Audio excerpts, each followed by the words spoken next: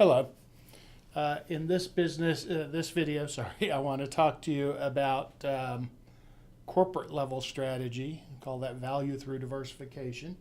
If you think about where we've gone so far, we've talked about products. And so product is an individual product and the strategies you might have for that. And of course, that was you're either a low-cost leader or you're a differentiator. And then we've talked about businesses.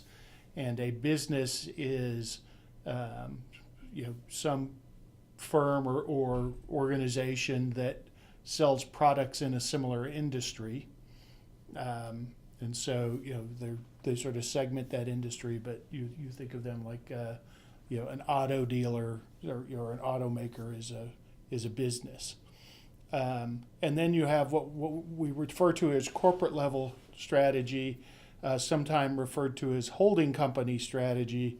And so this would be the idea of imagine a company or a corporation that is in multiple businesses. So maybe they have a business that makes products for the consumer electronics industry, and then they have another business that makes software, and then another business that sells,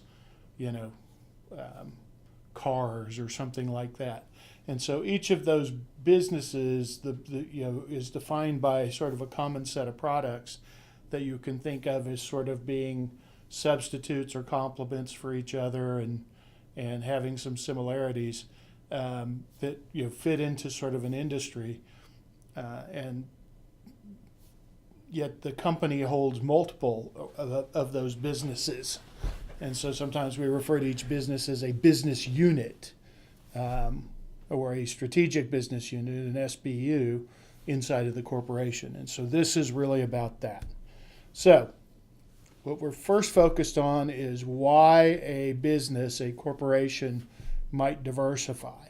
And I know this is a busy picture, but it really sort of summarizes all of this together. There's really sort of two different views of that. One is what they're trying to do organizationally, and two is where they might get value from doing that. So that's sort of, if we were to take this picture and split it in half vertically, that's what we would do. The other sort of dimension is related and unrelated diversification, and that would be we'd sort of draw the line through the horizontal line through the middle of the picture, related on top, unrelated on bottom.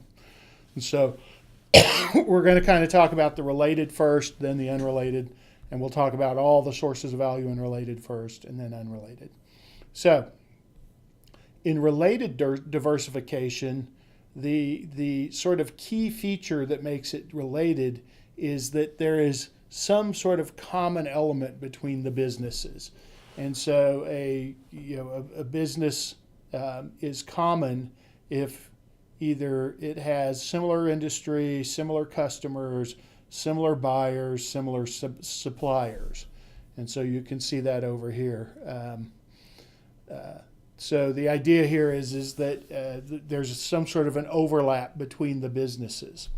All right. And so when a company wants to diversify, what they want to do is to gain some advantage from being in the particular industry or business, if you will, right? Selling the particular set of products that they sell the way they sell them. They want to expand from where they are. And there's a lot of different reasons they might want to expand. Usually this has to do, the simple version of it is that they just want to get bigger. But sometimes that will also allow them to gain some advantages. And so, for example, they might be able to, by being bigger, they may have more market power. And by having more market power, let's say as a buyer, they could force their suppliers to sell to them for less. Or they might, actually purchase a supplier, and because of that, they now don't have to go through all of the transaction process of buying from that person or that company, and so they've eliminated some transaction costs. They may also find value from shared competencies, and so there may be something that they do well in the business that they're in that is something that would also cause them to be successful in a slightly different business or with a slightly different group of customers. So the bottom line is that they're diversifying not just for the sake of diversifying, and by diversifying I mean they're growing. They're going to acquire somebody. Mergers and acquisitions are usual examples of business diversification. So they're going to add on some sort of business that they don't already have, and they do it not simply for the sake of doing it. They do it because they think that it will add value for their shareholders, and so now they have to think about where the value is going to come.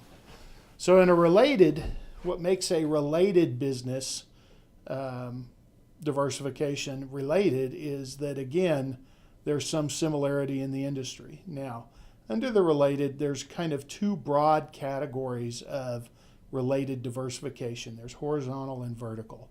And horizontal, the easiest way to think about that is if you drew a picture and you put, say, suppliers at the top, you guys in the middle, and buyers at the bottom, or you could do it the other way around, I don't care, but that sort of flow from who you buy from to who you sell to, and that was sort of in the vertical, and you replicated that for your business and each of your competitors, you would have this vertical picture, if you will, of the supply chain, how your customers get stuff. They get it from the supplier that gets it to you, that gets it to them, repeated over and over and over again for each of those companies.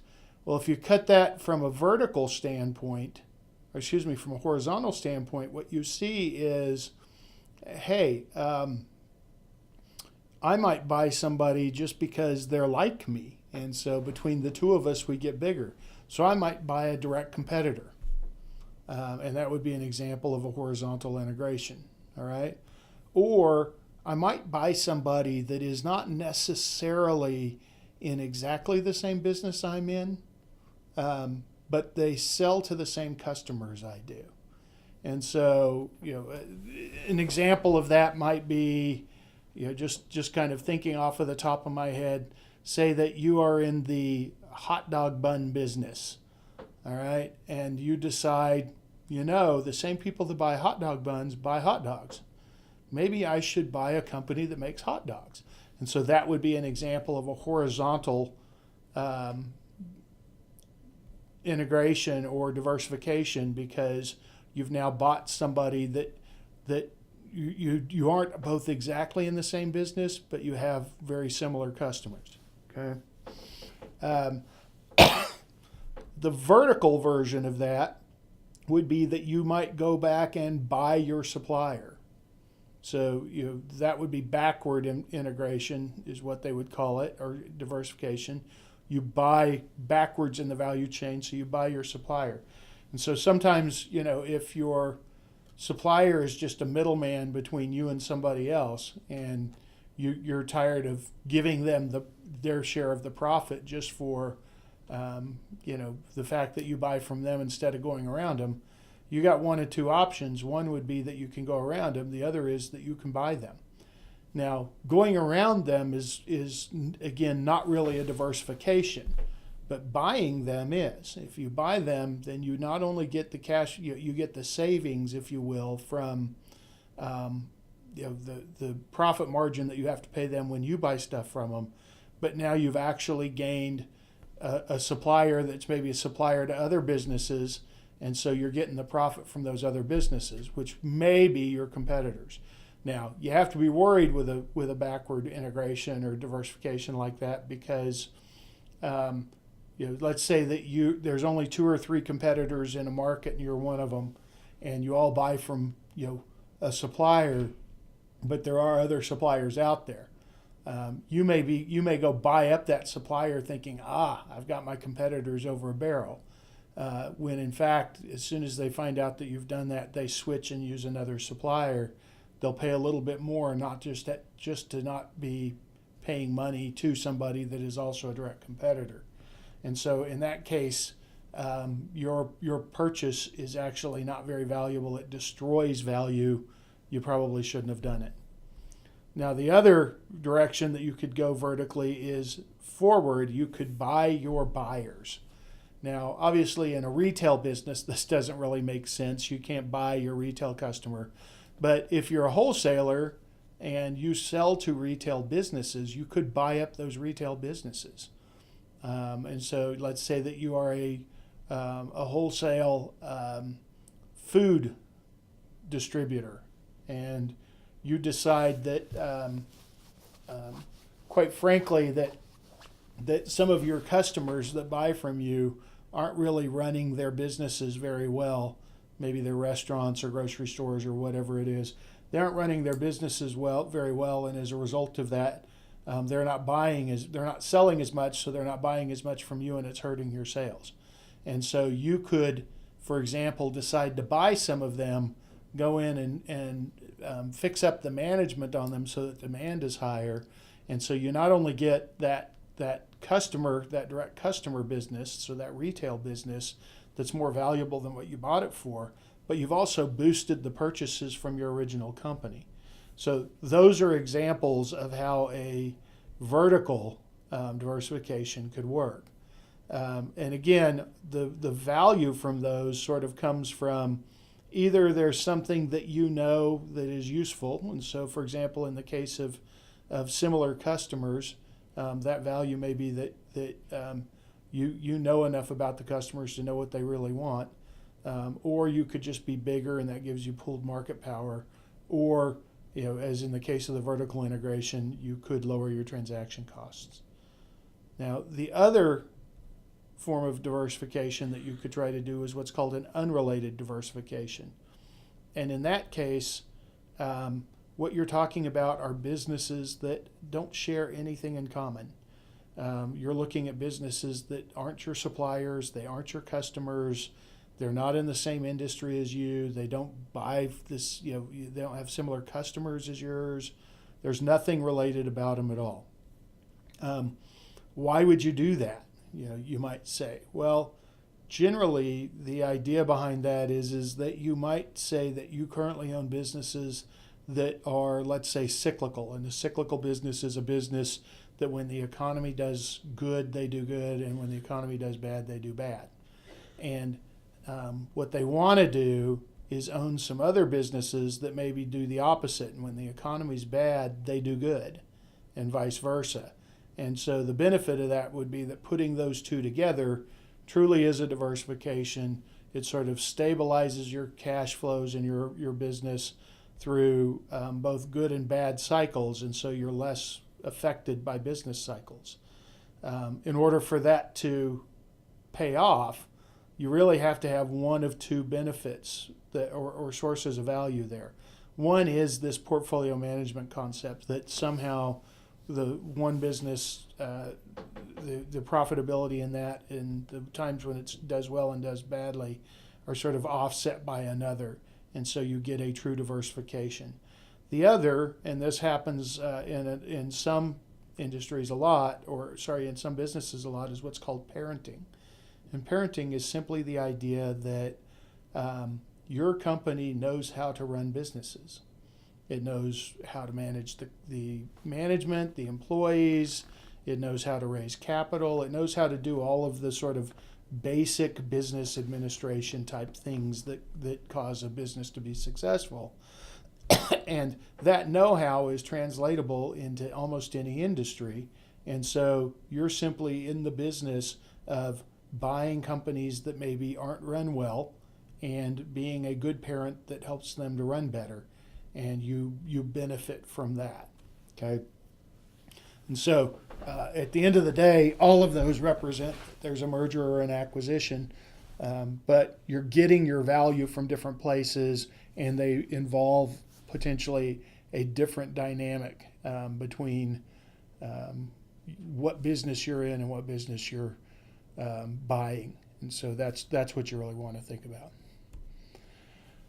Next thing we'll talk about is how a business diversifies. And so if you think about it from the standpoint of any business, they always have, kind of broadly speaking, they have some set of options, and we'll really follow this dimension right here. And so, one option they always have is, I'm not going to buy somebody else, I'm going to build it myself.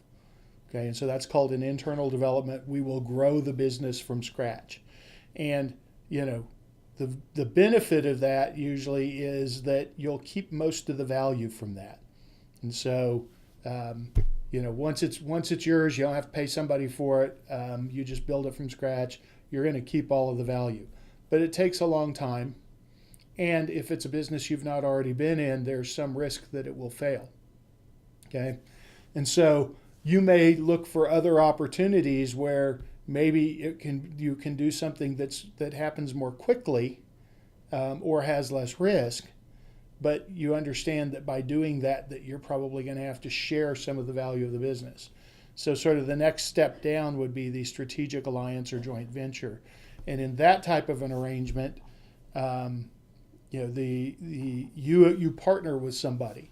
If it's a strategic alliance, that's just an agreement between the two of you, that you're going to operate your businesses sort of jointly in a way that's mutually beneficial.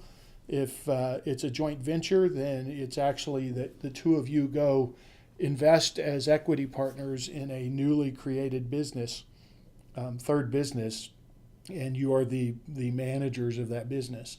But in either case, basically the idea is that you're bringing something to the table, they're bringing something to the table, you both have skin in the game, and you're going to share the value. And since you're going to both bring something to the table, you might be able to get this together more quickly and build it into something useful, but you're also going to give up, maybe 50% of the value.